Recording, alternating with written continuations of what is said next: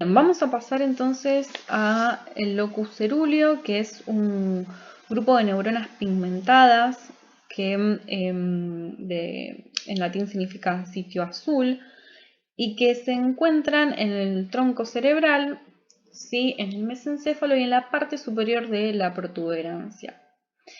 Estas células tienen la característica de ser el principal núcleo de células noradrenérgicas, es decir, que producen noradrenalina y a su vez tienen conexiones con distintas áreas del cerebro, como todas las que pueden observar acá. ¿Sí? La corteza, el tálamo, el hipocampo, el hipotálamo, la amígdala, el cerebelo y la médula espinal. Tiene una función principal en la formación de efectos simpáticos, ¿sí? Ante respuestas de estrés.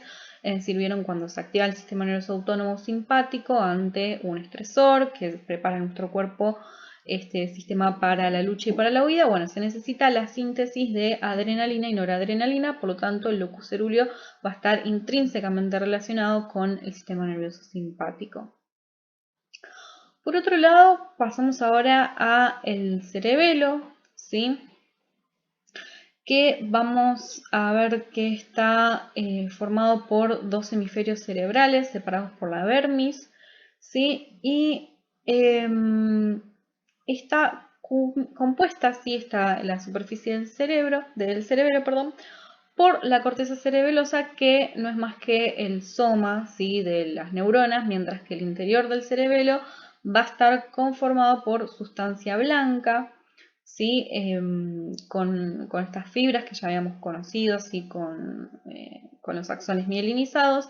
Y en el interior vamos a encontrar núcleos, que los núcleos son conjuntos de sustancia gris. Tenemos el núcleo fastigio, el núcleo globoso, el núcleo dentado, que es el más prominente, y el núcleo emboliforme. A su vez, al cerebelo lo podemos dividir funcionalmente, es decir, según la función que tiene. El arquicerebelo es filogenéticamente más antiguo y se encarga de regular el equilibrio, ¿sí? Y justamente está relacionado con el sistema también vestibular. Por otro lado, el paleocerebelo se encarga del control de la postura y del tono muscular, y el neocerebelo es filogenéticamente más nuevo y se encarga de la coordinación de los movimientos. Ahora vamos a pasar, ¿sí? Como habíamos visto, ¿sí? Recuerden que el cerebelo es parte del metencéfalo, ¿sí? La subdivisión del rombencéfalo. Vamos a pasar a, o sea, ya vimos bulbo raquídeo, protuberancia, cerebelo, mesencéfalo, ¿sí? Con los colículos superiores y colículos inferiores, partes del tectum. Y ahora vamos a pasar a ver el tálamo y el hipotálamo. Bien. El diencéfalo, ¿sí? Justamente se encuentra en la parte del medio, ¿sí? Entre el medio de los dos hemisferios, y va a estar compuesto por el tálamo, el hipotálamo, el epitálamo y el subtálamo, ¿sí? El tálamo es la estructura más predominante y rodeando al tálamo se van a encontrar las otras estructuras. Consiste entonces el tálamo en una masa gris ovoidea que posee numerosos núcleos. Si esos núcleos transmiten información sensitiva hacia regiones de la corteza primaria, es decir, se recibe la información sensorial que llega a través de nuestros sentidos.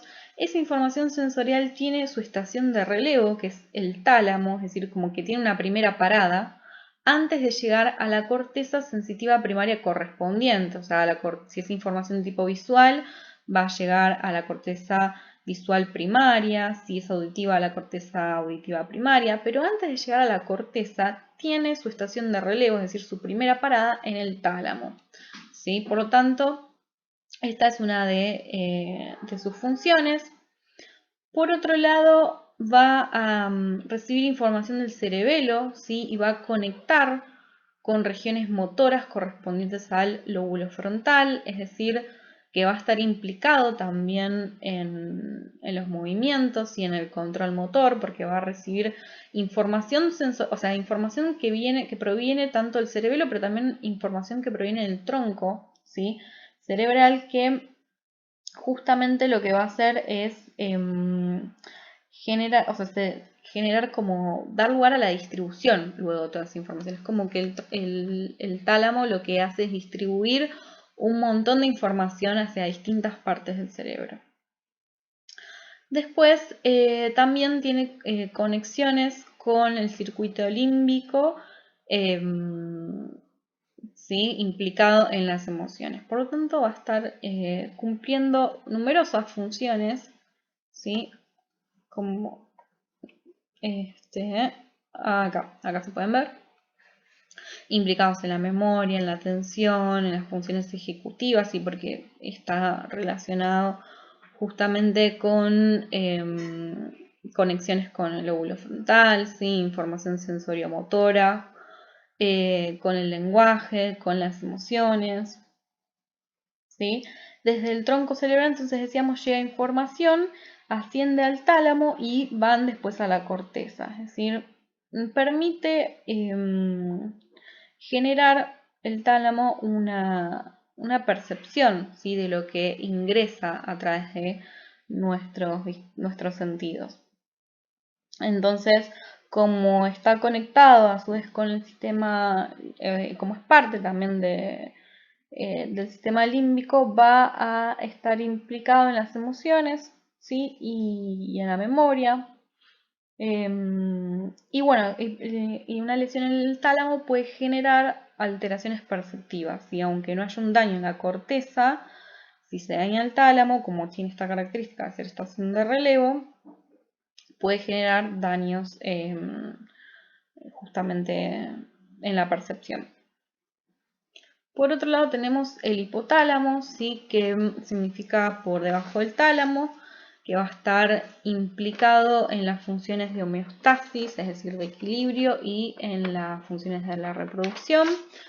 Tenemos que están regulados en el control del hambre y la saciedad. El hipotálamo lateral va a estar implicado en la regulación del hambre, mientras que el hipotálamo ventromedial es el centro de la saciedad. O sea, en ratos en los cuales se lesiona el hipotálamo ventromedial se observa justamente que no hay una saciedad, por lo tanto la rata sigue comiendo, ¿sí? Porque tiene averiado el centro de la saciedad. Va a estar implicado en la regulación del ritmo circadiano, ¿sí? En la regulación de lo que es el sueño y la vigilia, en regular la temperatura, y como forma parte del sistema límbico, implicado también en las emociones, en la regulación endocrina, como van a ver en lo que es el eje HPA, el hipotálamo hipofisario adrenal, ¿sí? En la regulación de ciertas, en la liberación de hormonas que permiten justamente o que están implicadas en la respuesta de estrés y que preparan al organismo, ¿sí? para adaptarse a una situación de estrés. Y bueno, entonces y también en las funciones de la reproducción, ¿sí? Va a estar implicado en los impulsos sexuales. Por otro lado tenemos el epitálamo, ¿sí? Que va a estar por encima del tálamo y que pertenece al sistema límbico y que va a estar relacionado con la vida instinto-afectiva. Va a estar también implicado en la regulación del sueño y la vigilia y del estado del ánimo, ¿sí? Tenemos dentro del epitálamo, podemos observar la vénula, que va a estar relacionado con las conductas del miedo y de la evitación, y la glándula pineal, que es clave, ¿sí? Para los procesos endocrinos. Por ejemplo, va a secretar melatonina, como habíamos visto que es súper importante para la regulación del sueño y la vigilia, ¿sí? Regulando el ritmo circadiano. Secreta melatonina a partir de serotonina. Y por último tenemos al subtálamo, que se va a encargar de que va a estar vinculado con los movimientos corporales.